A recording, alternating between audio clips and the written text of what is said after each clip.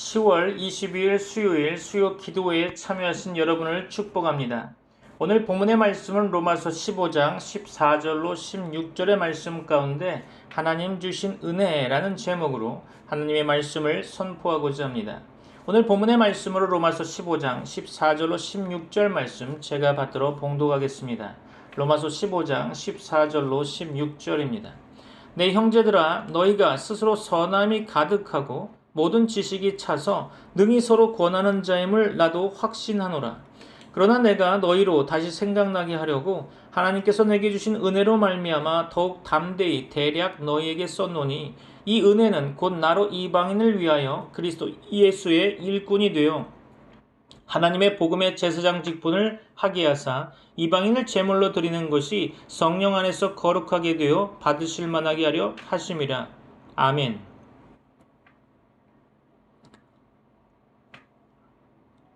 우리의 삶 속에는 많은 걱정들이 자리잡고 있습니다.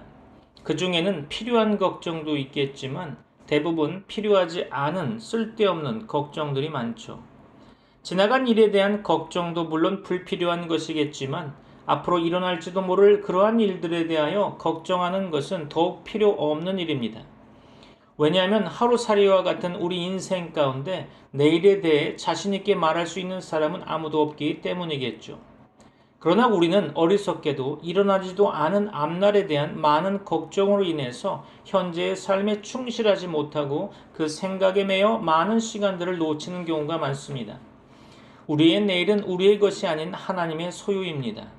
그러므로 우리는 내일의 염려로 오늘을 낭비하는 어리석은 자가 되지 말고 오늘의 노력과 최선으로 아름다운 내일을 바라볼 수 있는 지혜로운 자가 되어야 할 것입니다. 아름다운 내일을 꿈꾸는 자는 결코 오늘을 낭비하지 않을 것입니다. 이 말씀을 기억하시고 이번 한 주간 승리하시기를 바랍니다. 자, 오늘 본문을 통해서 하나님의 말씀을 상고해 보고자 합니다. 세상은 교회를 많이 오해하고 있습니다. 아니, 오해하고 있다기보다 자기 방식으로 교회를 정의하고 있죠. 이는 성경에서 말씀하는 종교적 모습이 외형적으로 어떻게 드러나느냐 하는 것으로 인해 교회가 비판받고 있다고 생각이 됩니다. 여기서 종교적 모습이란 성경을 그저 문자적으로 이해한 수준이라 할 수 있죠. 그래서 말씀을 문자적으로 가르치고 그대로 몸소 실천하고자 하는 모습이 보이면 그 목회자를 훌륭한 목회자로 여기고 사람들이 모이게 되죠. 자신들도 그 범주 안에 들어갈 생각을 하고 있는 것일 겁니다. 그 범주 안에 자신을 넣어놓고 그 길을 따라가게 되면 아마도 천국까지 입성할 것으로 착각하는 분도 있겠죠. 그러나 우리가 잘 생각해 보면 여기 하나의 함정이 있습니다. 성경, 교회, 하나님, 예수, 십자가, 천국이란 용어 대신에 불경, 법당, 부처, 고행, 성불, 극락 등의 단어들로 바꾸면 어떨까요? 종교적 바른 삶을 살아야 한다는 점이 불교와 다를 바가 없어 보이지 않습니까? 다른 어떤 종교들을 대체하더라도 마찬가지가 될 것입니다. 요즘 교회들의 전도지를 보면 그저 주차장이 잘 갖추어진 식당 내지는 자기 필요에 의한 물건 선택이 가능한 편의점 같은 교회로 인식되는 광고가 넘쳐납니다. 전혀 부담을 주고 싶지 않은 교회니까 편안하게 방문해 달라는 강조만 있을 뿐이죠. 그리고 간단히 먹을 수 있는 건빵과 전도지 아니면 사탕과 전도지를 나누어 주면서 교회를 오라고 초빙합니다. 그러나 복음은 내가 좋아서 선택하고 싶으면 선택하고 싫으면 거부할 수 있는 놀이가 아닙니다. 이는 영적 생명에 관한 문제라는 거죠. 성경은 예수 그리스도만 생명이라고 선포하고 있습니다. 믿습니까? 알게 모르게 우리는 우리가 이루어 놓은 교회라는 조직을 가지고 십자가를 외면하고 있습니다. 교회를 자랑하는 것이 예수님을 전하는 것으로 착각하고 있는 분들도 많이 보입니다. 우리가 선전하는 목회자, 교회, 전도, 기도, 11조, 성령을 부르는 집회, 사회 봉사활동, 많은 이벤트 등 이런 온갖 종교적 행위로 십자가를 가로막고 있는 것입니다. 바울 사도가 로마서를 통해서 그토록 강조한 은혜의 복음에는 전혀 집중하지 않을 뿐만 아니라 관심도 없어 보이죠. 지난주에 살펴본 바 로마서 15장 8절로 13절 말씀 가운데 바울 사도는 구약 성경 전체에서 대표적으로 몇 구절을 인용하면서 이스라엘에게 언약을 주신 것은 이방인들을 포함하는 언약임을 선포했습니다. 하나님의 진리를 위하여 예수님께서 언약을 성취하신 그 믿음 안에서 성령의 능력으로 소망을 채우신 그리스도의 몸된 교회요, 성도에게서 하나님의 영광스러움이 드러난다는 말씀을 우리는 확인했었습니다.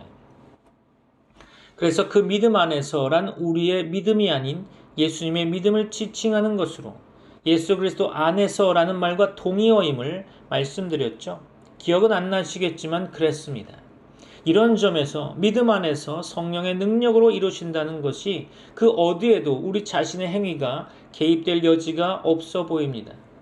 그러므로 지상의 교회는 인간의 의지로 소망을 가지는 것도 아니고 의와 평강과 기쁨을 스스로 충만하게 하는 것도 아니죠.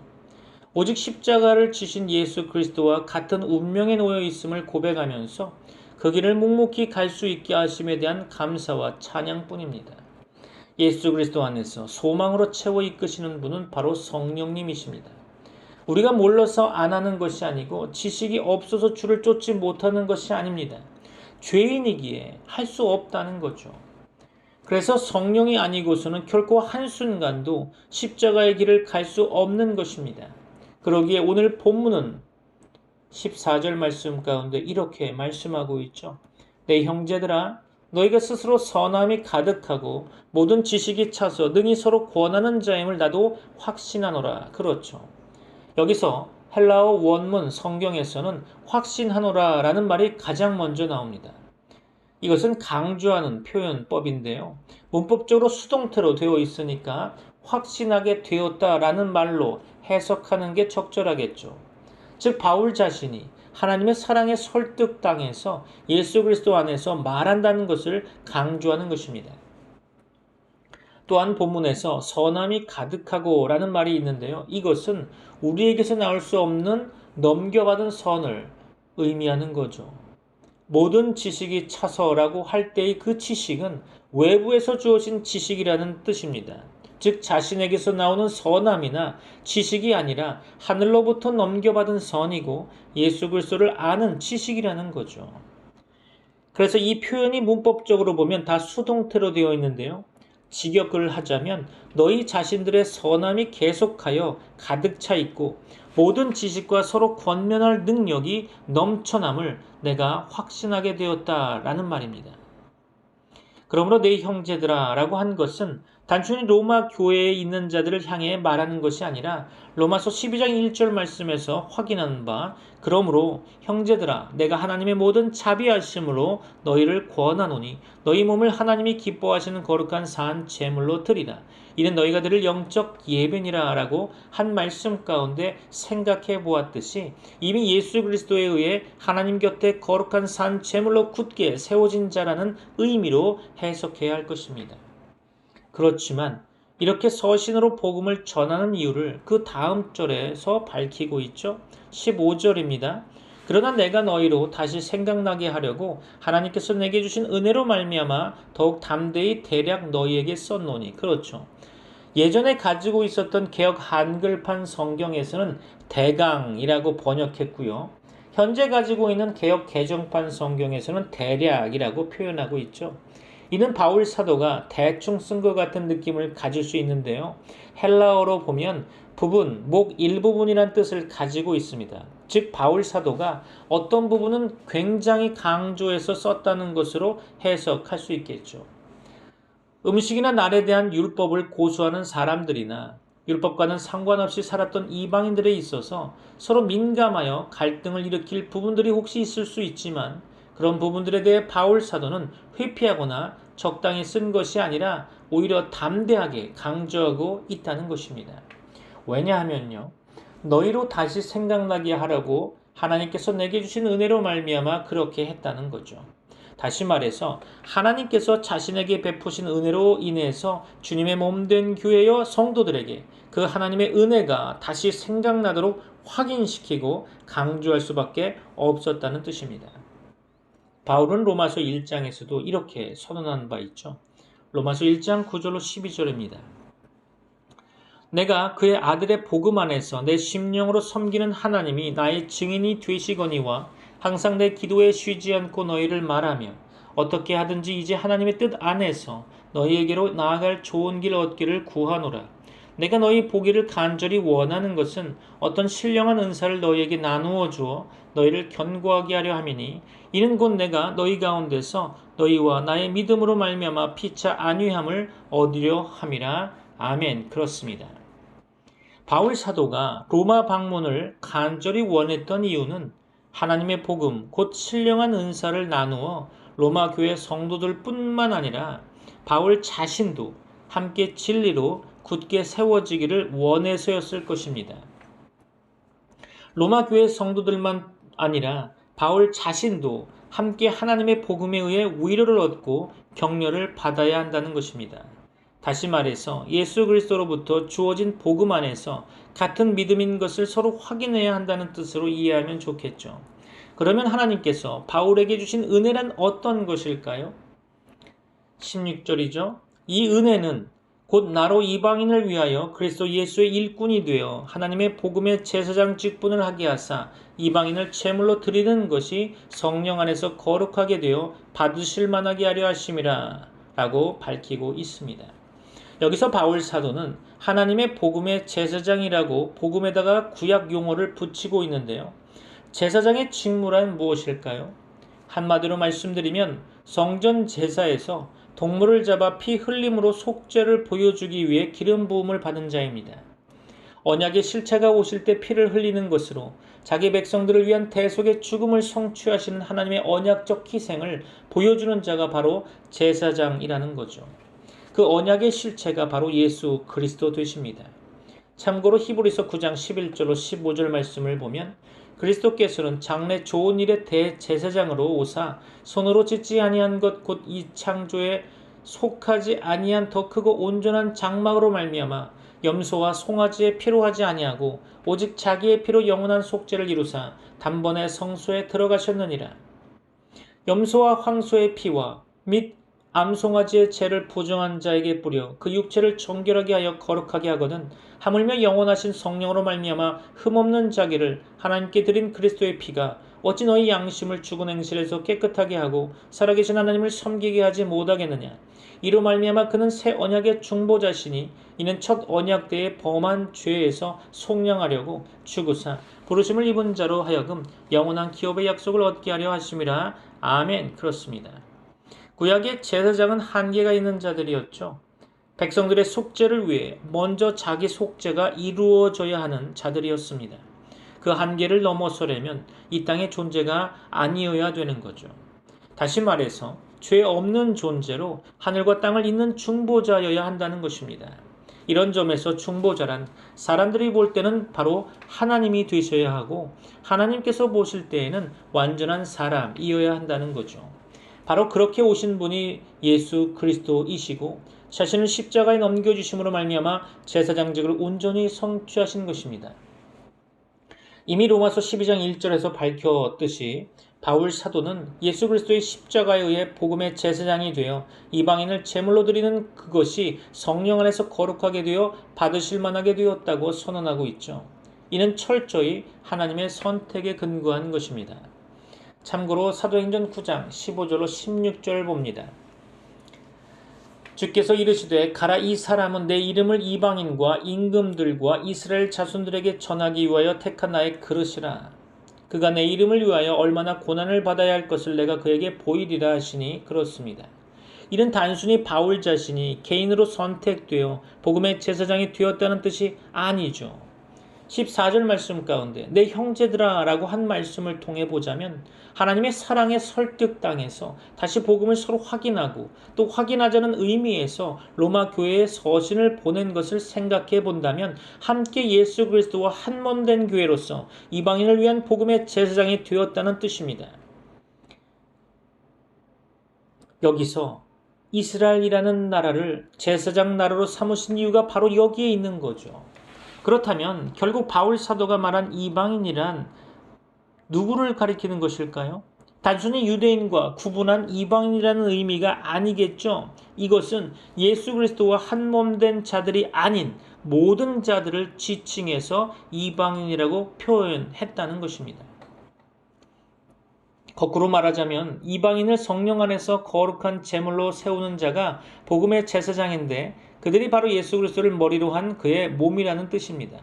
그래서 베드로 사도도 이렇게 선언한 바가 있죠. 베드로전서 2장 9절로 10절입니다. 그러나 너희는 택하신 족속이요 왕같은 제사장들이요 거룩한 나라요 그의 소유가 된 백성이니 이는 너희를 어두운 데서 불러내어 그의 기이한 빛에 들어가게 하신 이의 아름다운 덕을 선포하게 하려 하심이라. 너희가 전에는 백성이 아니더니 이제는 하나님의 백성이요 전에는 긍휼을 얻지 못하였더니 이제는 긍휼을 얻은 자니라. 아멘. 그렇습니다. 우리가 이런 사명을 가지자는 것이 아닙니다. 예수 그리스도와 한몸된 교회요 성도라면 이미 하나님의 소유가 된 왕이요 제사장으로 오직 복음을 드러내는 자라는 뜻이죠. 그것은 언제나 고난 중에 있는 것으로 표현되는 삶입니다. 사도행전 19장 16절이었죠. 그가 내 이름을 위하여 얼마나 고난을 받아야 할 것을 내가 그에게 보이리라 라고 하신 것처럼 말입니다.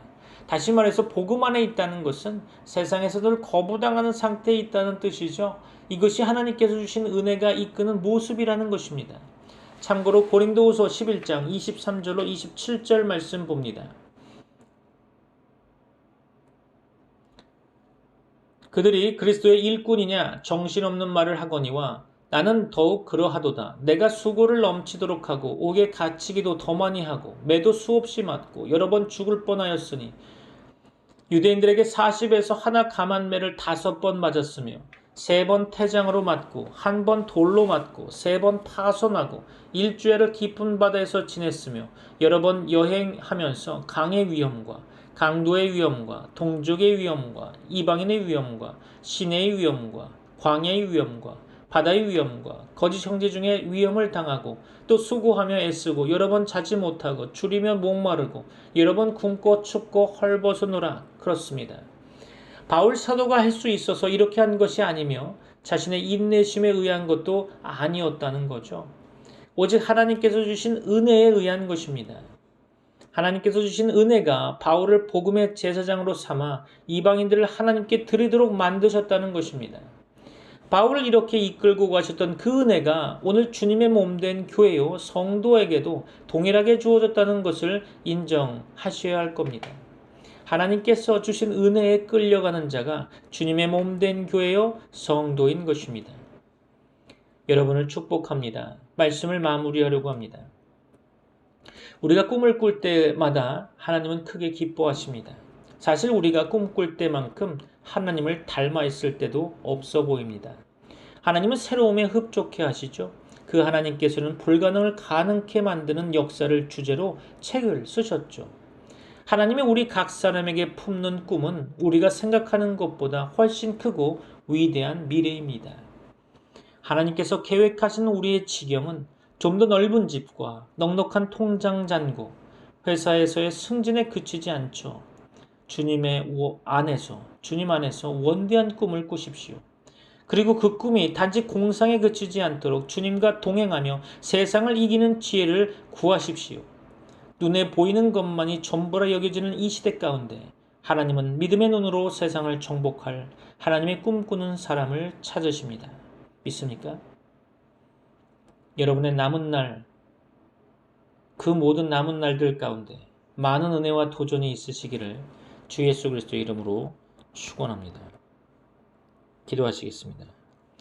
지금은 우리 주 예수 그리스도의 은혜와 하나님의 사랑과 성령님의 교통하심이 트리니티 미라클 교회 모든 권속들과 세계 교회 위에 이제부터 영원까지 함께 있을지어다. 아멘.